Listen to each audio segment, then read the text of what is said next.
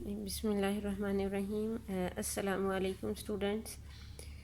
जी भी आज हम स्टार्ट करेंगे chapter number 4 that is work and energy. Chapter number 4 के क्वेश्चन का कम्बिनेशन बनता है चैप्टर 8 के साथ। एक यानी कोई पार्ट आता है चैप्टर 4 का और सेकंड पार्ट होता है चैप्टर नंबर 8 का।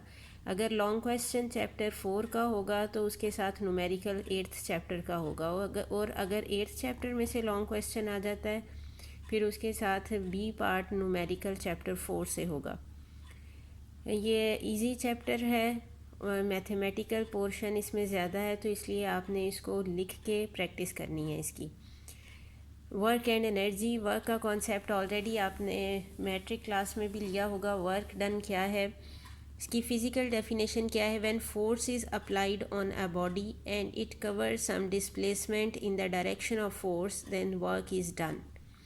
यानी जब भी आप किसी बॉडी पे फोर्स अप्लाई करेंगे और वो सर्टन डिस्प्लेसमेंट कवर करे due to the applied force, तो हम कहते हैं कि वर्क डन हो रहा है वहाँ पे। और अगर ऐसा है कि आप पूरा दिन भी किसी बॉडी पे फोर्स अप्लाई करते रहें लेकिन उसमें डिस्प्लेसमेंट प्रोड्यूस ना हो, तो according to physics no work is done. ठीक है। मैथमेटिकल डेफिनेशन इसकी क्या है, the dot product of force and displacement is known as work done. ये W is equal to F dot D, और डॉट प्रोडक्ट का फार्मूला हमने पढ़ा है कि डॉट प्रोडक्ट का क्या होता है, एफ डी कॉस थीटा आएगा। और हमने चैप्टर 2 में पढ़ा था डॉट प्रोडक्ट, जिसे हम स्केलर प्रोडक्ट भी कहते हैं, क्योंकि इसमें हम दो वेक्टर्स को मल्टीप्लाई करते हैं और रिजल्टेंट आता है एक स्केलर क्वांटिटी।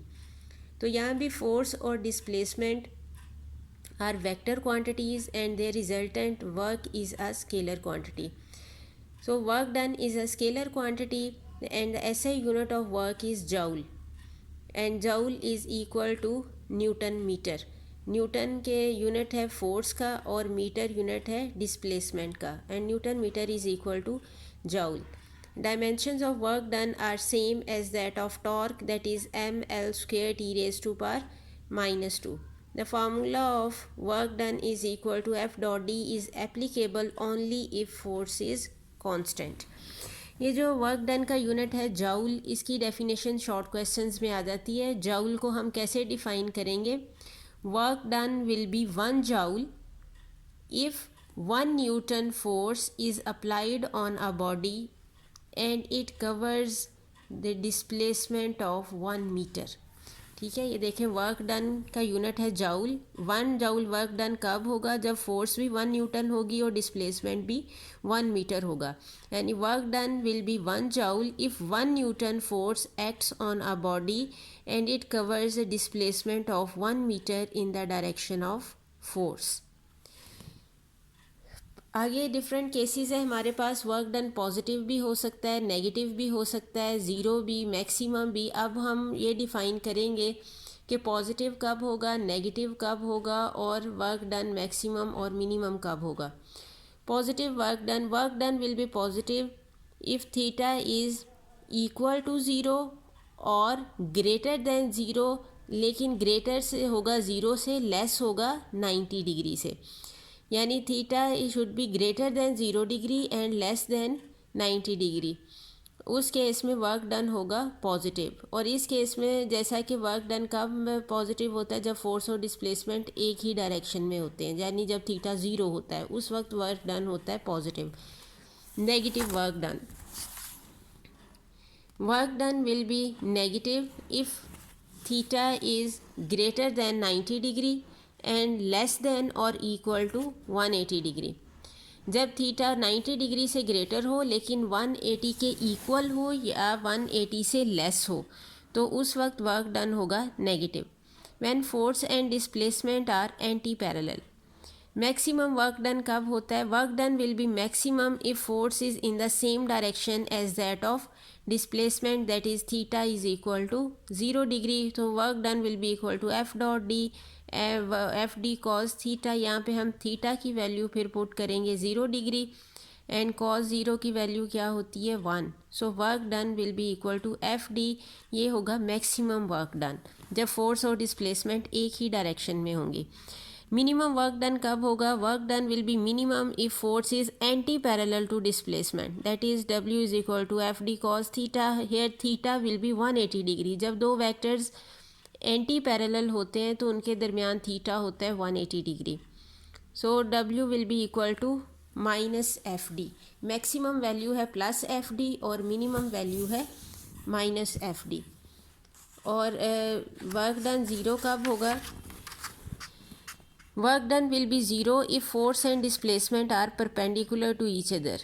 या फिर कब होता है? जब डिस्प्लेसमेंट ज़ीरो होता है। इन दोनों केसेस में वर्क डन होता है ज़ीरो। जब 90 डिग्री एंगल लेते हैं यानी फोर्स और डिस्प्लेसमेंट परपेंडिकुलर होते हैं तो cos 90 का पता है हमें आंसर क्या होता है? ज़ीरो। तो वर्क डन हो जाएगा ज़ीरो। इसी तरह अगर आप डिस्प्लेसमेंट को ज़ीरो पुट कर देंगे तो फिर भी वर्क डन हो जाएगा ज़ीरो। ये जो केसेस हैं minimum work done, maximum work done, positive and negative work done, ये शॉर्ट क्वेश्चंस में आ जाता है। आपने इसको प्रॉपरली प्रिपेयर करना है फॉर शॉर्ट क्वेश्चंस। या फिर इसमें से MCQs में आ जाता है कि किस एंगल पे वर्क डन मैक्सिमम होगा और किस पे मिनिमम होगा। ये था मैथमेटिकल या method to calculate work done, that was W is equal to F dot D, यानी फार्मूले से वर्क डन कैलकुलेट करते हैं हम। सेकेंड मेथड है ग्राफिकल मेथड, यानी हम ग्राफ ड्रा करके भी वर्क डन कैलकुलेट कर सकते हैं।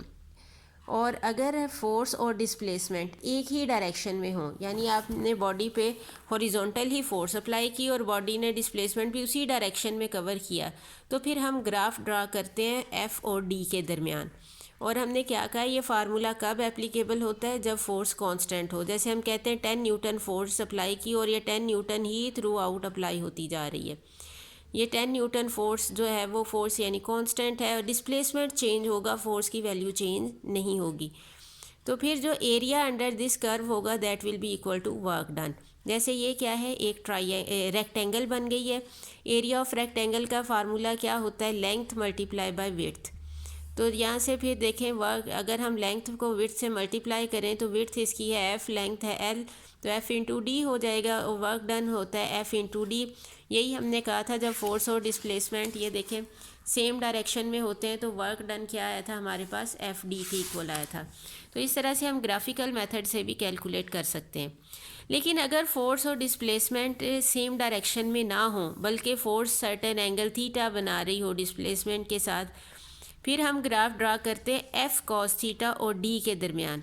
अब ज़रूरी नहीं है इसकी शेप भी ऐसी ही हो, स्ट्रेट लाइन ही हो। ये इस तरह से स्ट्रेट लाइन भी हो सकता है, यूँ चेंज भी हो सकती है शेप, क्योंकि अब सर्टेन एंगल थीटा है इसके दरमियान।